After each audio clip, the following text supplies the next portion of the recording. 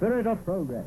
And no finer name could have been found for the pride of Victoria's Railways, as the magnificent express train stands ready for her inaugural run. All steel seamed in the most... In 1937, the Victorian Railways launched what would become one of Australia's most famous trains, the Spirit of Progress, a fast luxury express built with no expense or effort spared. 37, the Spirit of Progress does the 190-mile journey in 230 minutes. A big improvement, and so this, a stewardess for the ladies. Here's the regular 6:30 p.m. departure from Melbourne. The bell goes and the crowd responds to the chorus of "Don't Forget to Ride."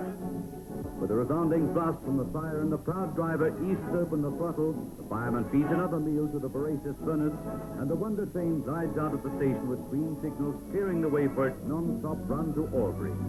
There's many a person... Underneath its streamlined steel, the Spirit was still a steam train, but the futuristic design was significant.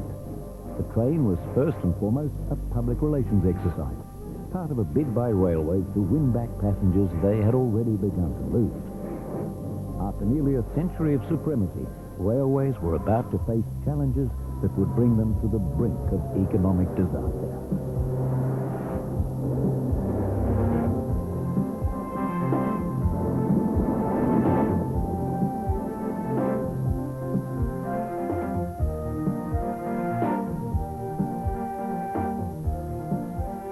Railways in the 1990s are facing the future with more sense of direction than they have shown for 50 years. It's been a slow fight back after decades of decline. Passenger trains are still part of the railway scene, but they no longer pay the bills. Luxury travel trains like the Outback Garn still serve as railway flagships, but even this popular train loses money.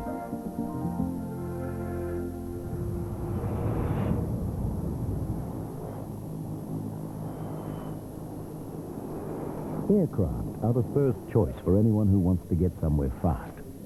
Airlines have also stolen some railway freight traffic. Road transport gives the railways even tougher competition.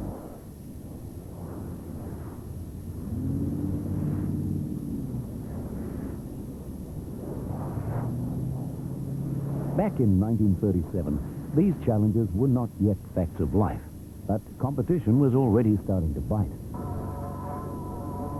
The Spirit of Progress was born directly out of the railway's concern for the future. From the offices of the Victorian Railways Commissioners goes the order, Victoria must have the finest train in the Southern Hemisphere. And 1,000 machines start to beat out their message of greater speed, greater comfort, and greater safety. Forges, lathes, huge presses, and a score of other intricate machines leap to life and begin to play a symphony of steel as news of the new era runs like wildfire through the huge plant at Newport Railway Workshop. Technicians representing over 60 different trades go to work with a will. The pressure goes on, and little by little, from a drawing on a draftsman's sketchboard is born a gleaming monster of the rails, Spirit of Progress.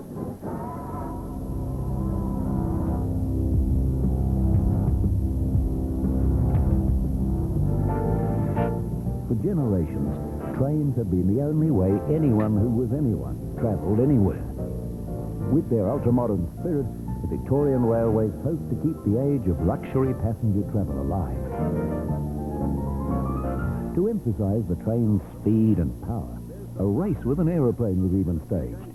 It was a clever publicity stunt. They're driving along smoothly and effortlessly at an Australian speed record of 84 miles per hour. And even the plane from which the camera films the thrilling sight has to find a soft air to keep up with it. The Spirit was a bold gesture. But there was no escaping the fact that the age of total railway supremacy was coming to an end. In fact, trains didn't feel the full impact of competition straight away, but only because World War II intervened. A combination of petrol rationing and a shortage of motor vehicles kept trains in peak demand.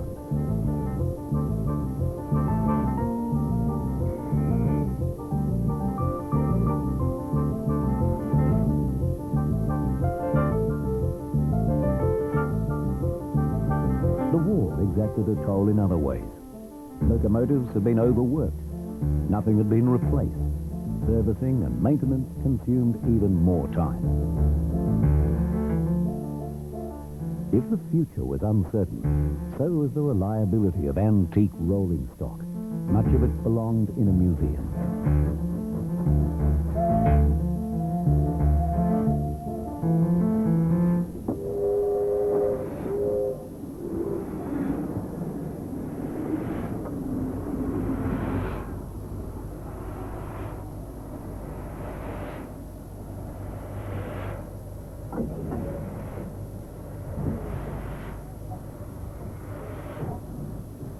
Thirlmere Railway Museum near Sydney preserves some of the best of Australia's railway heritage. But the real point is that most of these exhibits were museum pieces long before they retired. It wasn't uncommon for steam locomotives and rolling stock to serve for 80 years.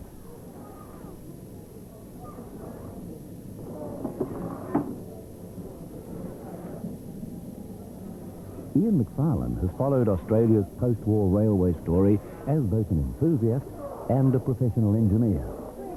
As he sees it, the railway's problems went much deeper than outdated rolling stock. I guess the problem was that the whole country was starting to think nationally, except for the railways. The railways were still 6 separate state organisations, independent, bureaucratic, and increasingly subject to political interference and union interference as well. And they were not run as businesses. But the trucking industry was. It was a powerful business and a very successful one. So if you're a businessman shipping interstate, you had to deal with 2, sometimes 3 separate bureaucratic organisations. But you didn't have to do that if you were dealing with a trucking company or even a shipping line.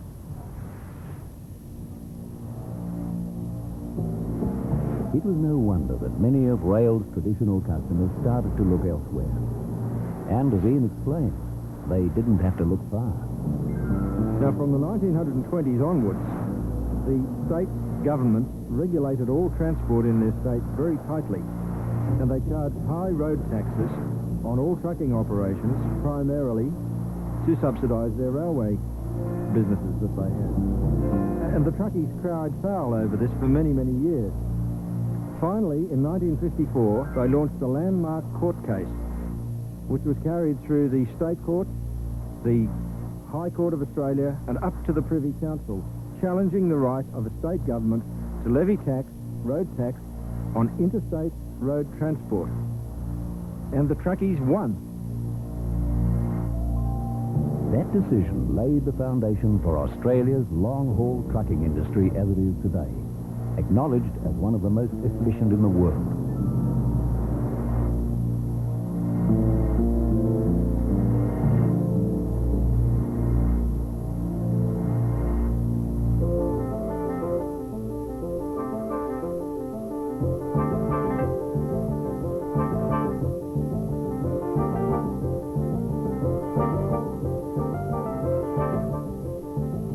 Railways simply couldn't afford to lose their freight business. It was their lifeblood. In an attempt to stem the losses, a major re-equipment program began in 1951. Conversion from steam to diesel power. Conversion to diesels finally took 25 years. But the mid-1970s saw all states running diesel fleets. Compared to steam, they were more fuel efficient, needed less pit stops, and fewer repairs. It was the end of an era. The prosaic workhorse had replaced the chariot of fire. It was an essential change, but not one that every engine driver welcomed. With the steam, with the smoke curling around, you're going along and leaning out, and the breeze blowing past you, well, I just can't see anything in the diesel to compare with the steam. The steam, you're in control of the horsepower. The man himself is in control of the horsepower, and there's no comparison in the two of them. Steam is skill, and skill alone. Whatever drivers thought, it would be left to enthusiasts to keep the age of steam alive.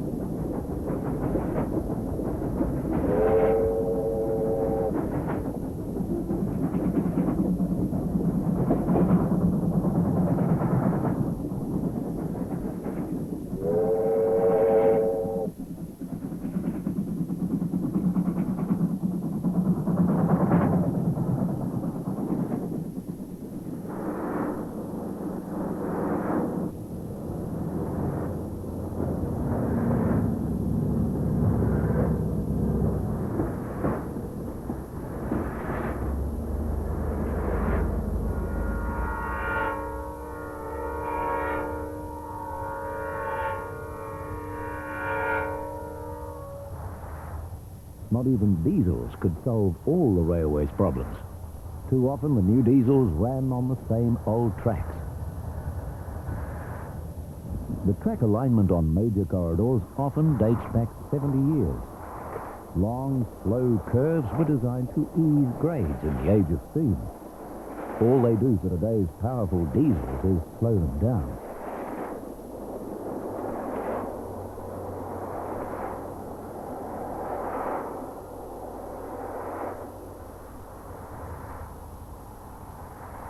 By the 1970s, rail was also starting to suffer from worse problems than inefficiency. Discouraged by skyrocketing costs and declining trade, some governments had begun to neglect even essential railway works. It was a formula for disaster.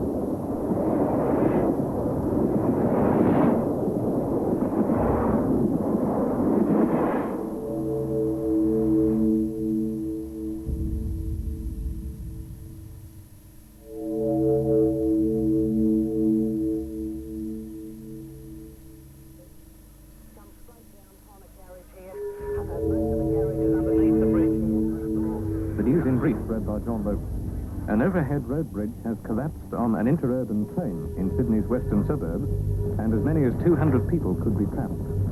The Public Transport Commission said a short while ago the locomotive and one carriage is on its side, and another 2 carriages are trapped under the wreckage of the bridge.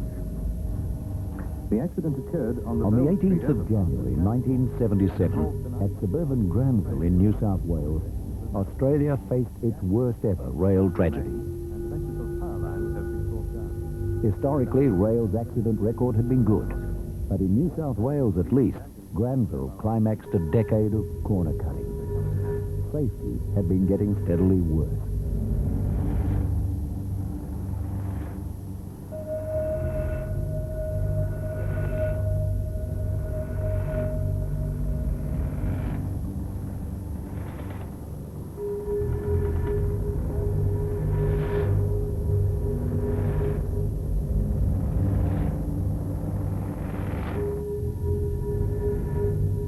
Horrific for those involved, the Granville tragedy was equally traumatic for railway authorities.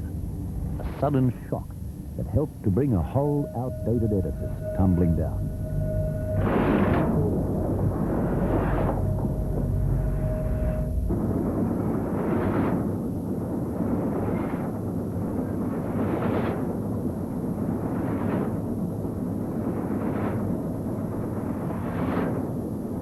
In the 1990s, vital infrastructure improvements are finally underway. Wooden sleepers are being replaced with more durable concrete. Continuous welded rails are being installed.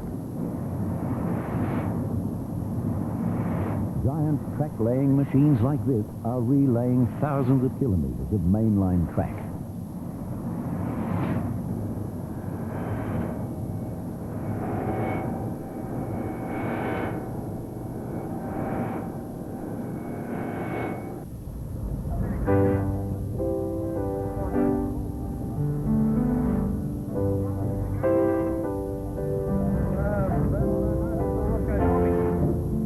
Lines that can't be maintained are being closed, but those that remain will be faster and safer tracks. For more than 50 years, Sydney train users have lived in the dark ages. But now, our steam age stations are being modernised. Bright new paint. As in the 1930s, railways are once again trying to win back passengers with an updated image. To make stations brighter. Patch-ups and paint jobs have been ominously frequent over the years. But this time, the changes do seem to go deeper. Take a train for a change.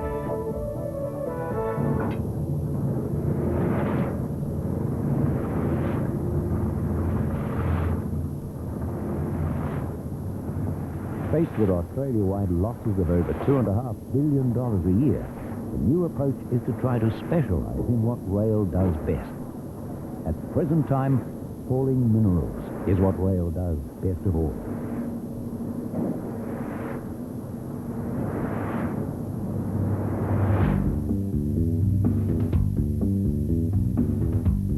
Modern coal haulage like this is just about the perfect rail operation. To Designed to run on an endless loop, the trains themselves are always moving, whether loading at the mine or discharging their cargo at port. Coal and other minerals make up half of the railway's total traffic, and they're often the only freight that shows a profit, underwriting losses on nearly every other Australian train.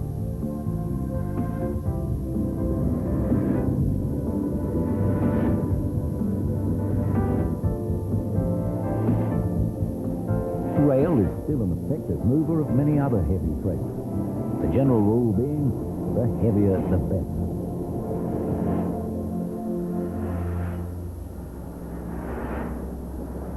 Container freight is also expanding. On long hauls like the Transcontinental, trains still give trucks a run for their money, holding 70% of the total business. Trains are also learning to shake hands with trucks. The road railer is a valuable innovation. It's a system that literally converts a semi-trailer payload into a railway wagon, then back again at the end of the line.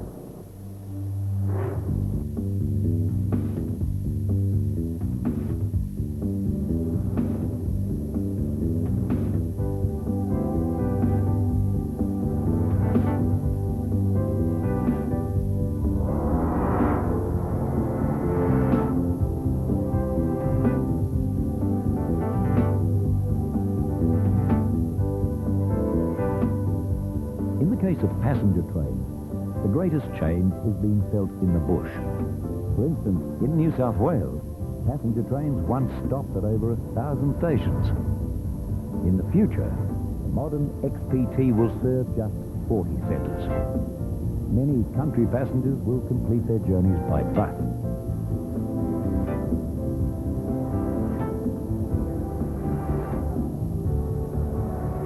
The decision to cut back country trains hasn't been popular, but the real question is whether Australia can afford to keep running trains that few travellers actually use.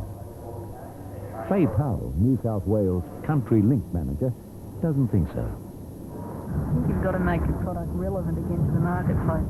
We've seen in the last 5 to 10 years a deregulation in the market.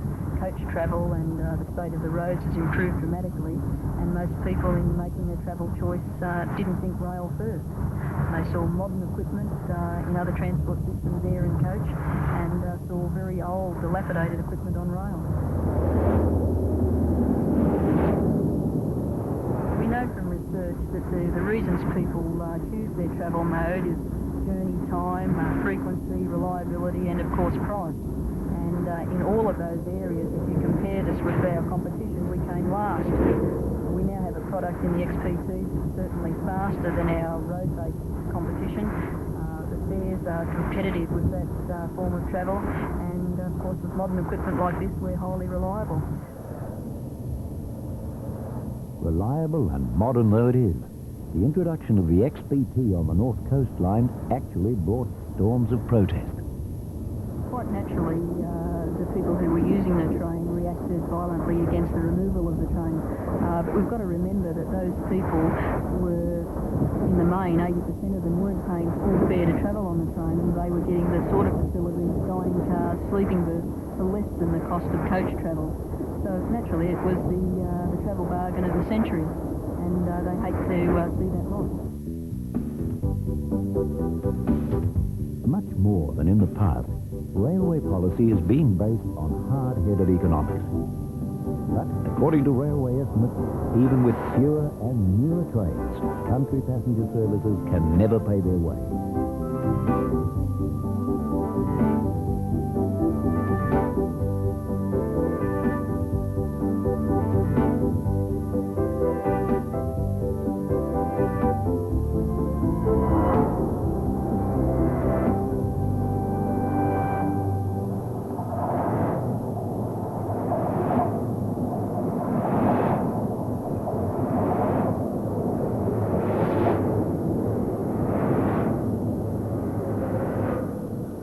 The future of urban trains seems fairly safe, although none of these trains show a profit either. Urban rail, in fact, creates a massive 80% of the railway's losses. nearly half the passengers travel on some kind of concession. But at least governments now tend to count that cost as a social benefit, not as a railway debt. Concessions aside, full fare passengers also pay only a third of the real cost of their trip. By world standards, Australia's rail fares are very cheap.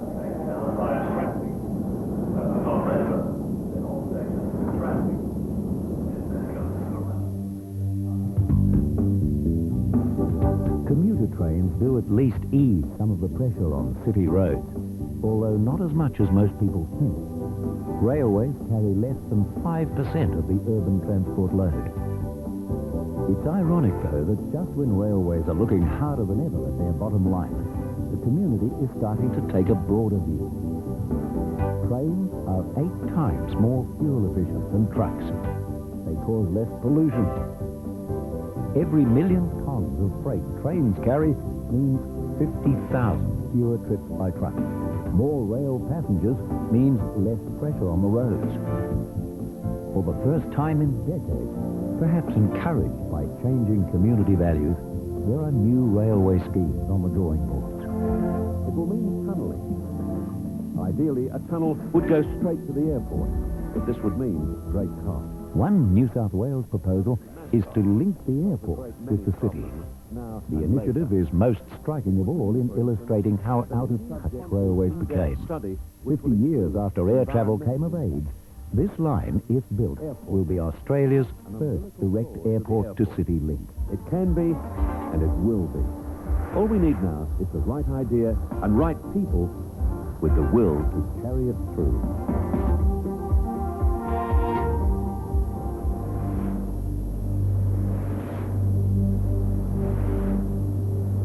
Already, a newly formed National Freight Corporation is working to overcome the old interstate divisions, finally bringing Australia's major freight links under one central control.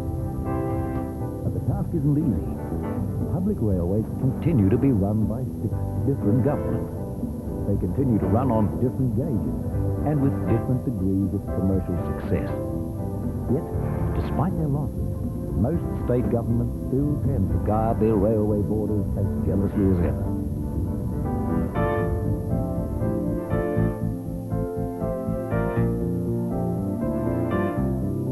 In view of the past, perhaps it's not surprising that Australia's most visionary railway scheme is being proposed by a private consortium. Designed to supersede existing rail passenger links between Sydney and Melbourne, the service will replace the present 4 trains a day with 35. Competing directly with road and air, they'll travel at something close to aircraft speed.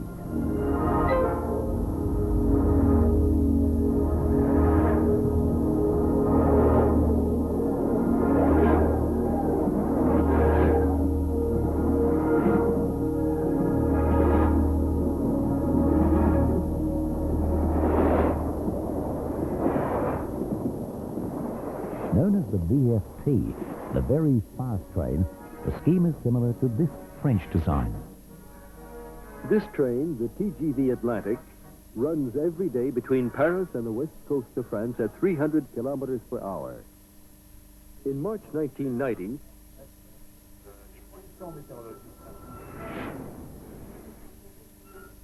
it exceeded 515. That's 320 miles an hour. A world record, naturally.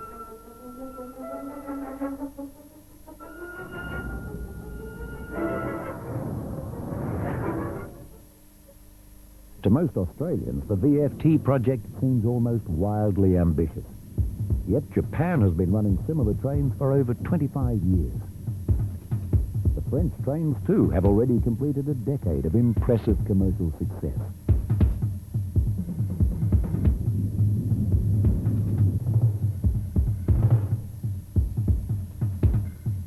In Europe, Asia, and North America, trains like this will soon be commonplace. In Australia, public acceptance still has to be won, which could mean the revival of a familiar publicity stunt.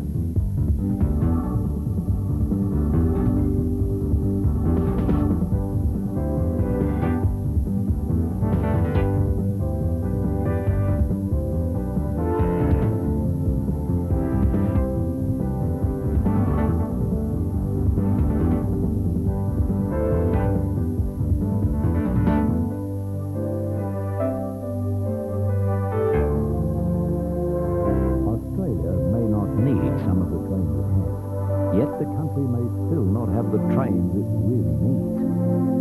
But railway success in the future will depend most of all on a willingness to adopt a genuinely national approach, to make a spirit of progress a description of railway cooperation.